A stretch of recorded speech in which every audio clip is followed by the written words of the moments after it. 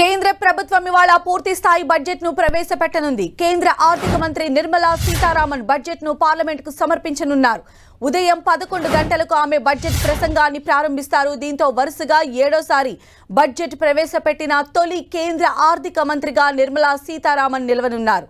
ఇటీవలి లోక్సభ ఎన్నికల తర్వాత బీజేపీ మిత్రపక్షాలపైన ఆధారపడి కేంద్రంలో సంకీర్ణ ప్రభుత్వం ఏర్పాటు చేసింది. ఈ నేపథ్యంలో ఈ దఫా బడ్జెట్కు ప్రాధాన్యం ఏర్పడింది. ఏ కొత్త సంక్షేమ పథకాలు ప్రకటిస్తారు? మధ్యతరగతికి ఆదాయ పన్ను ఉపశమనం ఉంటుందా? జనాకర్షక స్కీములు ఏముంటాయి అనే అంశాలపై చర్చ నడుస్తోంది.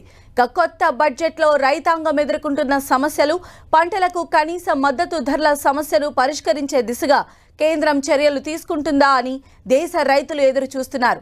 పంటలకు కనీస మద్దతు ధరలు పెంచాలని, ఎంఎస్పీకి చట్టబద్ధత కల్పించాలని రైతులు ఉద్యమాలు చేస్తున్నారు. దీంతో ప్రధాన పంటలకు కనీస మద్దతు ధరలు పెరగాలని రైతులు ఆశిస్తున్నారు. పీఎం కిసాన్ సమ్మాన్ నిధి సాయం పెంపుపైన ఆశలు పెట్టుకున్నారు. మరోవైపు నిత్యావసరాలతో సహా అన్ని ధరలు పెరగడంతో గత కొన్నేళ్లుగా ప్రజల జీవన వ్యయాలు గణనీయంగా పెరిగాయి. అందుకు తగ్గట్టుగా వేతన జీవులకు ఆదాయ పన్ను విషయాల్లో ఉపశమనం మాత్రం దక్కటం లేదు.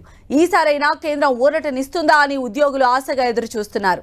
10 లక్షల లోపు ఆదాయ పన్ను, మధ్యతరగతి పన్ను చెల్లింపుదారులకు కొత్త బడ్జెట్లో కొంత ఉపశమనం ఉంటుందని అంచనాలు వినిపిస్తున్నాయి.